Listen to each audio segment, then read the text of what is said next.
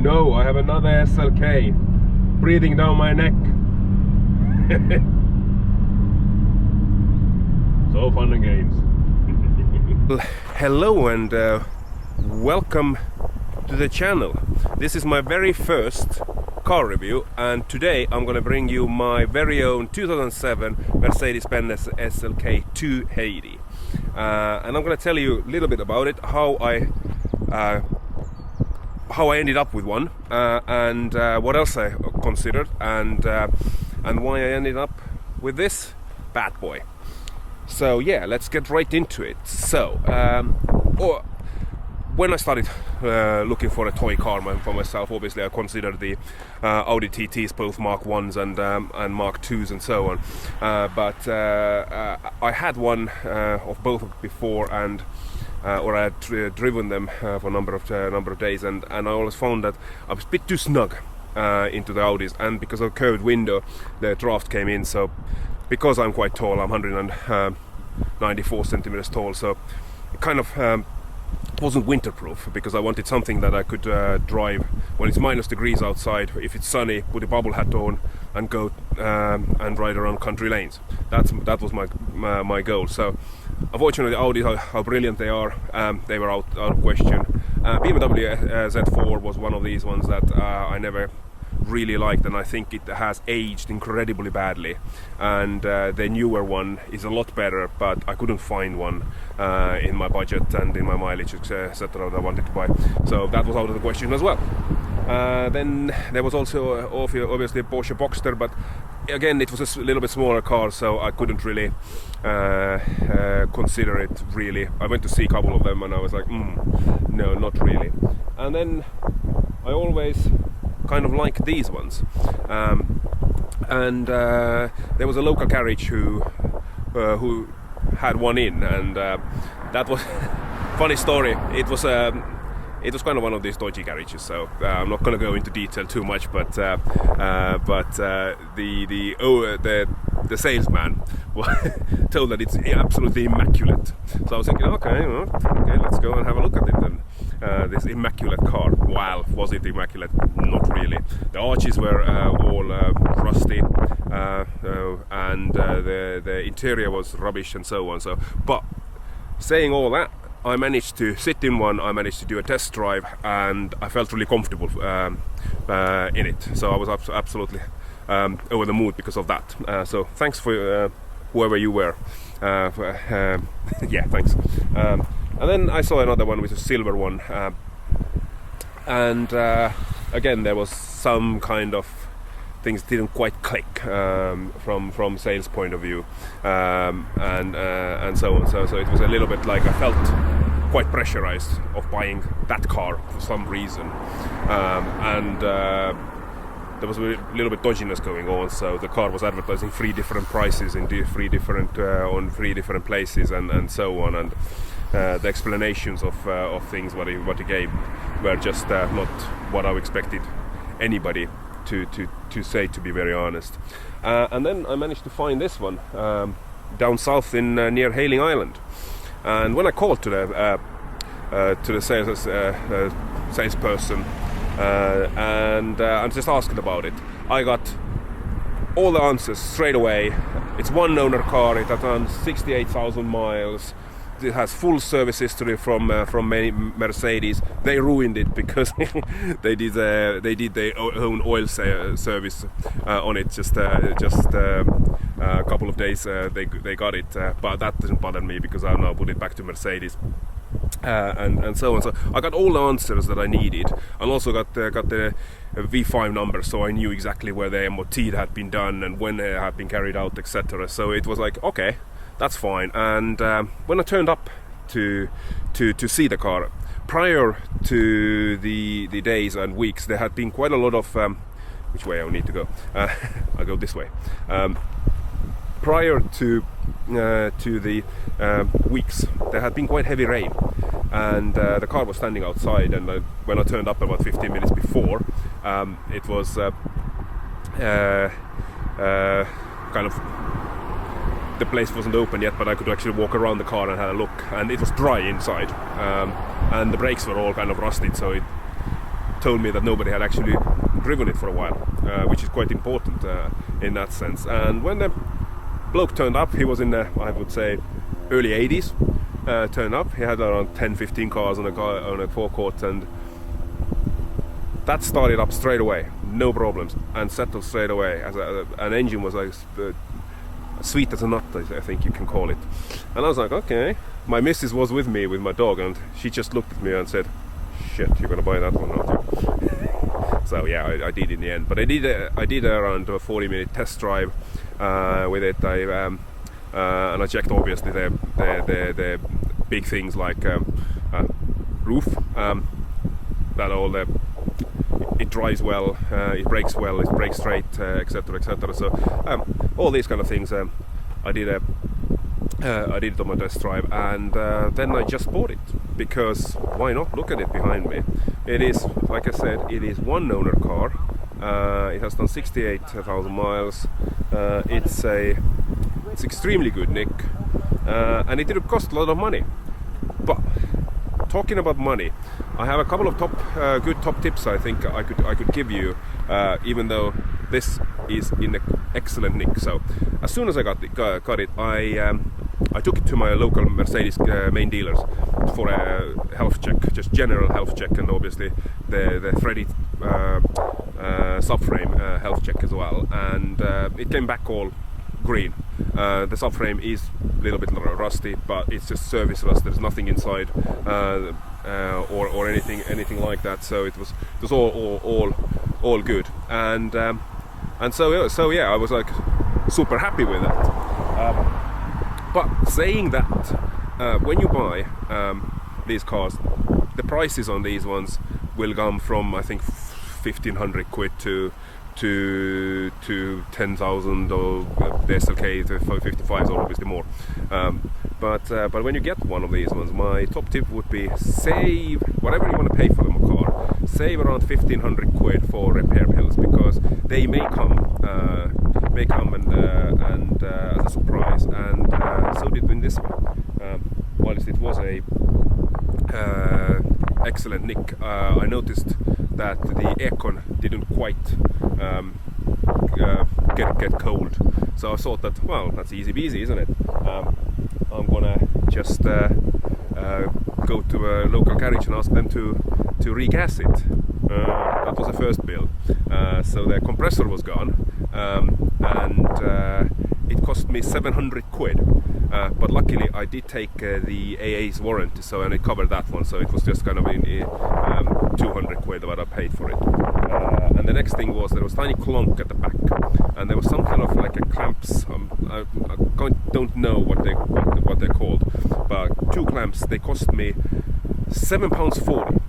So naturally that bill was 250 quid to take the clunk off. But again, I don't really mind about it. And then I just had MOT done about 2 months ago now at Mercedes, and they noticed that there was some bushes at the front were gone, and coil spring was also snapped at the back. So I did it at the Mercedes main dealer. So that was extra hundreds and hundreds of pounds. And whilst the car was still in a good nick overall, I would say that it's definitely good idea to leave some money for yourself for repair bills, because they will come. Whatever rubber bushes, for example, they all get brittle, and they may get brittle really quickly as well. So there is all that. But other than that, I would encourage anybody who wants to buy these things to go for it, because it's good fun to drive. So fun, in matter of fact, that it is my almost my only car nowadays. I don't have a long distance to work, so I don't worry about fuel consumption. But it's there's nice jack coming past. There's a lot of cool cars around. He's obviously showing off his exhaust. It's a nice sound. I do not know if you hear, but my engine is on, so it's so quiet and so good. So yeah, so sorry, I was yapping around, but yeah, if you want to get one, yes, go and get one. there is before they get too old. The other bit is don't necessarily put away with amount of owners. I know that I'm second owner of this car, but if you find 5-6 owner cars, the most important thing is that you get lots of receipts, what's done to it, so you know that that people have cared for it as well, and you don't want to take the burden because suddenly they can be quite costly overall. But other than that, remember one thing: they are cheap cars.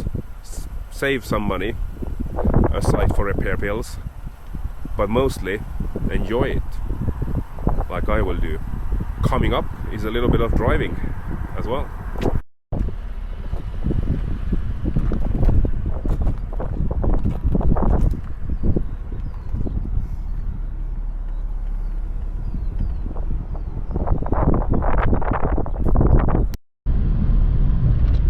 So yes, sorry about the sun behind me, but I can't change that. So yeah, so how does this one drive? Honestly, it's more of a, I guess you can call it grand tourer than anything else. It drives well in any occasion. It doesn't necessarily encourage you to go around the corners as fast as you would do in other cars. But then again, personally, I'm not a fast driver. I don't exceed speed limits, etc. So I take it always steady, and I just like the cruise.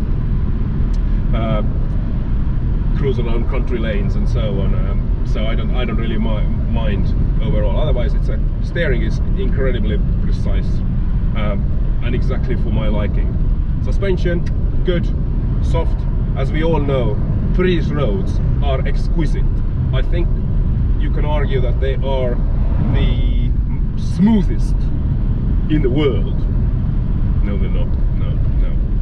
No. As you can see, the car is jumping around at the moment, even though this looks like a smooth service. But yeah, jokes aside, for local roads like British roads, it's absolutely fine. Absolutely fine. It was just a side comment. I tried to put it into a clip as well, but just a moment ago I met a wonderful chap called Brian, I think was his name. He had bought himself a R170, the previous version of this one, 30,000 miles on clock, and he's second owner of that car. And I was going up one of the country lanes in Surrey, and I noticed that there was a silver SLK behind me, and I just pressed the hazards, and he was blinking me, and I pulled over a cafe, so he drove past the cafe and flipped it around, so we had a good chat. He was out with his son. Absolutely brilliant. Brilliant little community that these SLKs have, I must say, overall. So yeah, that was brilliant. He kind of made my day, because I was like, I need to find myself a place to do a little review of this. But yeah, so we had a coffee and a chat, and he had a beautiful. It was a silver with red interior, absolutely immaculate car for the age. So yeah, had been stored in a garage the whole of his life, and only taken out every now and then. But yeah, but back to this one. Interior in this one is, I mean, it's like new. There is only on the top of the radio, sorry, is a little scratches where the sunglasses compartment, at least my sunglasses, can go in there. I think they use that one also as a for cup holders, but luckily this car doesn't have it. So if you want to take a latte or something like that, there's a net over there. You can put your bottle in. So that's how it goes in these ones. But with all honesty too, you wouldn't go and drive a very long distances in these ones anyway. You can just take it out for a short blast and enjoy the sunshine. And the good thing is, like, while it's currently about 16 degrees and the wind isn't very strong, this is my seat is as back as it can be. and I can drive it. Sorry, there's a cyclist ahead of me and the light bend, so I'll hold on a second. But I have driven it in any weather, apart from obviously raining, because I don't take it out when it rains. But in any weather, and it has been absolutely fine.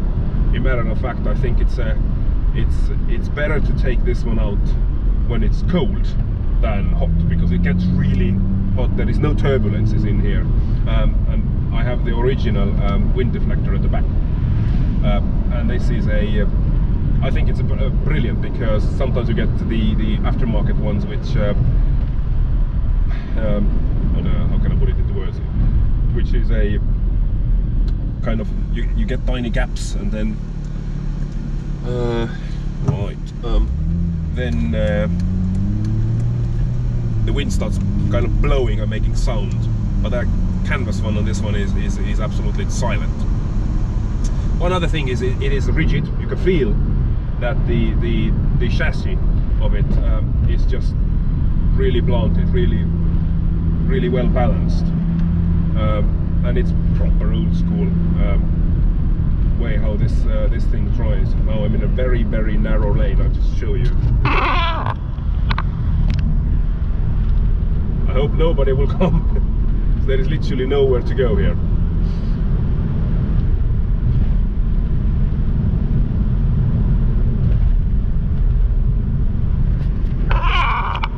Right, 180 miles per hour through there. No. But yeah, so also I think it's good to mention that it has this kind of button down here which has letter M,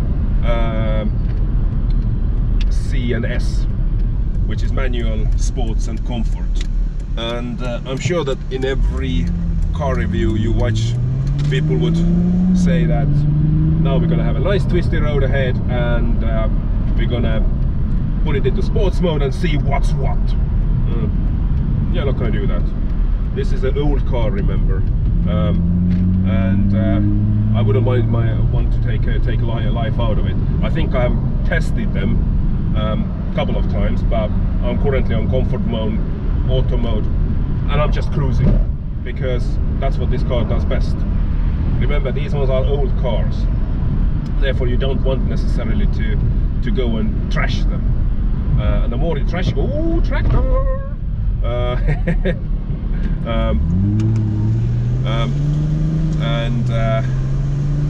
Remember, they are old cars, and anything can go at any point. So you don't want to necessarily escalate any issues with them if you don't want to, or it's up to you, obviously. So yeah, so I am currently cruising in Surrey Hills. Ooh. There's another nice little pothole. Very rare in UK, as I said before. Very rare. There's actually no potholes whatsoever. So yeah, so it's a good car to buy. Like I said before, enjoy yourself by giving a couple of £1,000 in your pocket when you get one, because you may need it. So it's definitely my top tip for you. Other than that, just fix it the best you can and enjoy it. Look at that, I'm doing about 16 miles per hour at the moment, going uphill behind bicycle, and it doesn't bother me. I'm cyclist myself, obviously, so I understand the pain of uphill. About engines as well, now that I'm talking about it. Overall, I wouldn't worry about the engine size. I think there has been now lately, I've seen a couple of posts about what engine I should be getting as well. I think that it's the receipts and maintenance almost need to come first. This is 280. All honesty, this is the highest or second highest road tax bracket, and if I would have known this prior, I would have probably walked away. But I'm lucky that I didn't. because it's a lovely engine. It drives really well. It's sweet as a nut to drive. So I'm happy that I didn't. But if I would have known, and if there would have been like 2 or 3, like the 2-liter engines or 350s available during the same price bracket what I paid for this, I would have probably thank you, Tesco van. I would have probably chosen other way, but as I didn't know, and it's in the end it's 700 quid, I think it's 710 quid or something like that. Oh, there's a Ferrari. Faster than you. I will have a Ferrari behind me very soon. I don't know if you can see it. Very beautiful and red, like Ferrari should, not blue. You know what I'm talking about. So yeah, camera change because I'm very much an amateur, and my camera just, well, battery died.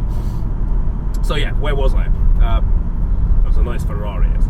And so yeah, I wouldn't be worried about the engine sizes with these ones. Just get the best one you can buy. Take it to Mercedes dealership for a health check, for the peace of mind, and after that one you can enjoy it through and through, and you don't need to worry about any. I have 8 Series BMW behind me. Let's see what's what. Dropped, and now I'm a national limit, so that's it. So yeah. Anyway, I think it's time to say thank you for watching. Please like and subscribe. There is more car content occasionally coming. And yeah, enjoy these cars. They are bloody marvelous. So yeah, thank you and goodbye.